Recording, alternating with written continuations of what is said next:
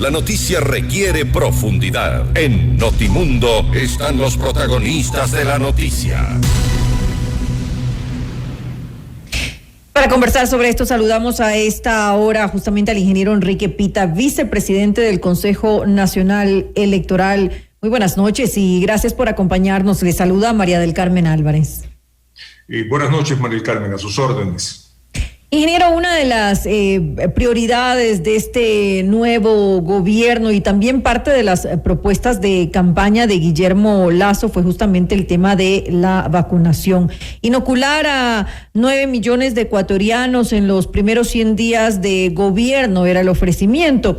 ¿Es esto realmente posible y de qué forma puede colaborar el Consejo Nacional Electoral para tratar de alcanzar ese objetivo propuesto? Bien, yo creo que es perfectamente factible desde el punto de vista operativo, logístico y estratégico, ya en el campo nacional propiamente dicho. Obviamente esto dependerá de la disponibilidad del gobierno de vacunas, pero por el lado ya de la planificación para efecto de la vacunación masiva, obviamente el utilizar los recursos que tiene el Consejo Nacional Electoral, toda la logística que utilizó en el último proceso electoral, es una muy buena noticia o es una muy buena iniciativa. Y obviamente nosotros estamos dispuestos y ya hemos comenzado a colaborar con el Ministerio de Salud, antes incluso ya del comienzo de este nuevo gobierno, con las autoridades que iban a ser designados, ya comenzamos a conversar y a entregar cierta información para que ellos puedan comenzar su planificación. Ahora, no es competencia obviamente del Consejo Nacional Electoral, nada que tenga que ver con el tema de salud. ¿De qué forma se lo va a manejar para que justamente no haya algún impedimento legal en este apoyo que se va a brindar? ¿Ya existe un convenio de cooperación interinstitucional? Es correcto, hemos suscrito con la ministra de Salud un convenio hoy precisamente, en el cual nosotros ponemos a la disposición del Ministerio de Salud todo lo que consideramos que son los recursos tecnológicos que podemos prestar en un momento dado, ponerla a las órdenes, como son los equipos informáticos que pueden servir pues para acumular toda la información que se va generando dentro del proceso de vacunación. Por otro lado, la información que tenemos es una información privilegiada y se refiere a los recintos electorales, a su distribución interna, a la accesibilidad de los mismos. Pero claro, tiene que ser complementada con las inspecciones que tiene que realizar no solamente el Ministerio de Salud, sino que en una reunión que hubo hoy día con varias autoridades de diferentes áreas de gobierno, inclusive de Fuerzas Armadas, se estableció pues un plan para hacer la inspección por parte del Ministerio de Salud de los estados de los colegios. Las Fuerzas Armadas también pues comprometen su participación dentro del ámbito de seguridad, movilización, incluso o transportación eventualmente del material de la vacunación. Pero en el caso nuestro, por ejemplo, hemos entregado el padrón electoral para efecto de que este sirva de base para hacer los registros de los recintos electorales. Quiero compartir con usted que son solamente en el arranque 371 recintos electorales que van a ser utilizados, pero adicionalmente también van a seguir siendo utilizados los mismos puntos de vacunación que el gobierno anterior estaba utilizando. Por lo tanto, no es que significa que se van a reducir, no, se van a aumentar para esos 371 recintos. También nosotros estamos preparando el aplicativo para que todos los ecuatorianos en su celular o internet o vía de cualquier elemento que tengan, computadoras, laptop, pueda investigar a dónde le toca vacunar, cuándo le toca vacunar, dependiendo de la programación que ha hecho para el efecto el Ministerio de Salud. Es decir, todo este trabajo que nosotros lo podemos hacer a través de nuestros técnicos, basado en la experiencia del último proceso electoral, lo estamos poniendo al servicio del Ministerio de Salud. Ahora, esa información que se entrega, esa base de datos, obviamente tiene que ser depurada por el Ministerio de Salud para, obviamente, contrastar con los ecuatorianos que ya han sido inoculados. Efectivamente, si nosotros tenemos una base de datos de 13 millones de personas aproximadamente, que fueron las que estaban registradas para participar en el último proceso, tendrá que disminuirse el 1,5 millones de personas que supuestamente ya han sido vacunados en primera dosis o aquellos que han sido vacunados en segunda dosis, para realizar también pues, una base de datos que refleje realmente cuántos son los que ahora les toca vacunarse y hacer la programación del caso. Ahora, señor vicepresidente, ¿esto en recursos económicos va a tener algún impacto para el Consejo Nacional Electoral? Ninguno. Nosotros no podemos comprometer acciones que signifiquen egresos económicos. No es nuestro trabajo. Nosotros lo que podemos aportar es con nuestra experiencia, con nuestra capacidad de poder diseñar la logística y obviamente sí, nuestras personas, nuestros funcionarios pueden también prestarse para ayudar en relación a lo que ya estamos haciendo, por ejemplo, la inspección de los recintos electorales para ver su situación, ¿verdad? Nuestros técnicos están ayudando a este tema de la elaboración de el informativo o el aplicativo para que las personas puedan a través del celular o a través de la web informarse a dónde votar. Es decir, nuestra capacidad intelectual, nuestra capacidad instalada, nuestra capacidad de producir, la ponemos al servicio, pero en ningún caso puede significar erogación de recursos porque esa no es nuestra función. Pero sí de recursos humanos, obviamente, como usted lo dijo hace un momento, que también están participando en toda la parte de logística, en el aplicativo también. Digamos que es un cambio de diseño del aplicativo de alguna manera también. Es correcto, porque usted antes lo que hacía era recurrir al aplicativo para ver que le decían que votaba en la mesa tal, del recinto tal, de la parroquia tal. Hoy lo que le va a decir el aplicativo es que le toca vacunarse, primera dosis, tal vacuna, esa parte no la tengo segura, pero la estoy diciendo, pero le toca vacunarse tal día, en tal sitio, tal dirección, dependiendo, y eso ya dependerá del Ministerio de Salud, de su número de cédula, de su edad, del último dígito.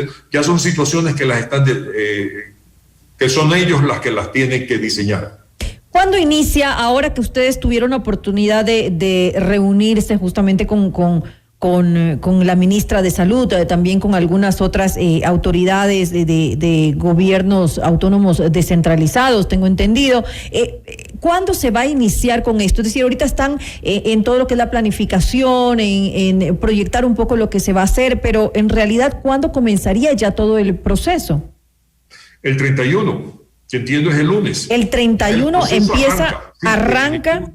Arranca el día 31. Ya el Ministerio de Salud ha tomado control de los puntos de vacunación que estaban funcionando con el anterior gobierno, y obviamente también de aquí hasta el fin de semana se hace la inspección de los recintos electorales, y con los municipios de apoyo también, como ha venido sucediendo con el anterior programa, ya comienza a programarse la distribución pues, de vacunas, a la contratación de personal por parte del Ministerio de Salud o la incorporación del personal de apoyo que ceden las instituciones públicas, como el caso, digo, de los GAT.